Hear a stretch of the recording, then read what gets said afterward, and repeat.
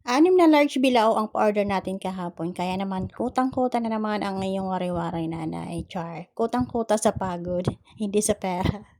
May kita naman kaso hindi naman gano'n kalakihan dahil nandito lang naman tayo sa probinsya kaya naman hindi gano'n kamahalan yung aking pagbebenta sa aking mga paninda. Akala ko nga ay magbo-brown out ng araw na yan kaya naman maaga pa lang ay gising na ako para makagawa ako ng ating photo cake. Kasi hindi tayo makagawa ng photo cake kung walang ilaw kasi kailangan natin yung mixer para sa ating egg white para sa ating photo cake maging fluffy siya.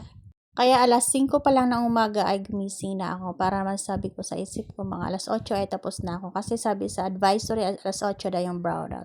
Pero thanks God kasi hindi naman siya nag-brownout. May part lang sa barangay namin or sa barangay ng Lawang yung nag-brownout. Hindi mismo lahat ng barangay ay magba-brownout. Kaya ayan na nakita niyo naman sa video ko, inuna ko yung pagtitimpla or pagluluto ng ating photo cake. Sinunod ko na yung ating buchi, tapos kutsinta, and then yung ating sapin-sapin. Kasi yung pa-order ko maaga, 4 na klase tapos umaga yung pick. Kaya naman nagmamadali na naman ang inyong wari-wari nanay.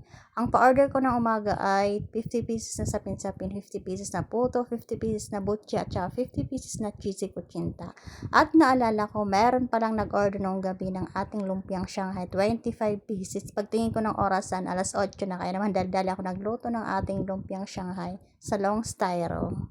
Yung mga nag-order sa akin na araw na yan ay mga customer ko, mga repeat orders nila sa akin. Lagi silang nag-order sa akin. Kaya naman, malaking thank you sa inyo sa patuloy na pagtangkilik ng aking small business, ng ating kakanin at saka yung ating iba pang mga paninda. Kaya ayan, pinagsabay ko na lutuin yung ating lumpiang Shanghai, pati yung ating buchi dahil marami pa tayong nalutuing pa-order. Yung ating kutsinta, hindi ko pa naluluto. Sandali lang naman yung pagluluto ng ating lumpiang Shanghai dahil naka-freezer yan. Ginawa ko na yan nung gabi. Tapos pagkatapos ko ng aking lumpiang Shanghai, tapos ang buchi ay sinunod ko na yung ating latik para sa ating sapin-sapin.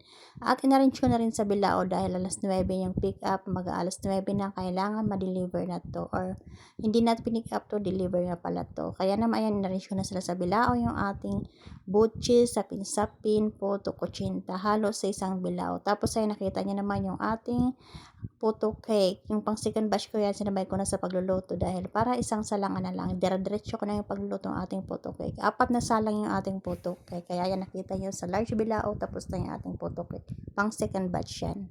At least mabawasan naman yung ating gawain sa second batch na ating pa-order. At ay na matatapos na tayo sa ating first batch na ating pa-order ay ang dalawang mix kakanin tapos yung ating lumpiang Shanghai. Yan yung lumpiang Shanghai dapat 8:00 tapos 9:00 na hindi pa naman kinukuha.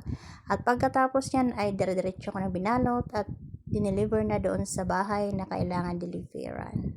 Ganun lang kadaling gumawa ng mga kakanin ng inyong wari-wari nanay, pero behind the camera ay naku, grabing bilis ng kilos ko dyan. Walang sinasayang na oras, lahat ng oras ay mahalaga. Tapos nakapagluto na rin tayo dyan ng ating lumpiang Shanghai. Hindi ko na na-video yung ating mga pagluluto dahil gahol na tayo sa oras. Kailangan 2:00 yung delivery, pero mas maga pa ako natapos. 12:30 pa lang napa-deliver ko na to. Doon sa kabilang barangay, nag-add lang siya ng pera, pamasahe ng kanyang mga order dahil walang magpipick up daw sa kanyang order. Kaya naman nag-add lang siya ng pera para sa pag-deliver ng kanyang mga kanin.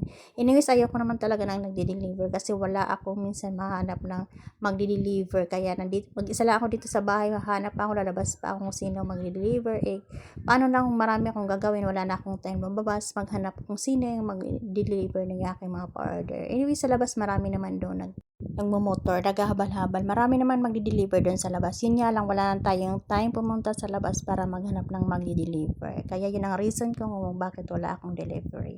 At ayun na, natapos na yung ating 4 large bilao para sa ating second batch. Lumpiang Shanghai, cheesy kutsinta, tapos yung ating buchi and photo cake. Yan lang muna. Thank you always sa pag-order, Ate Jessica. Bye-bye.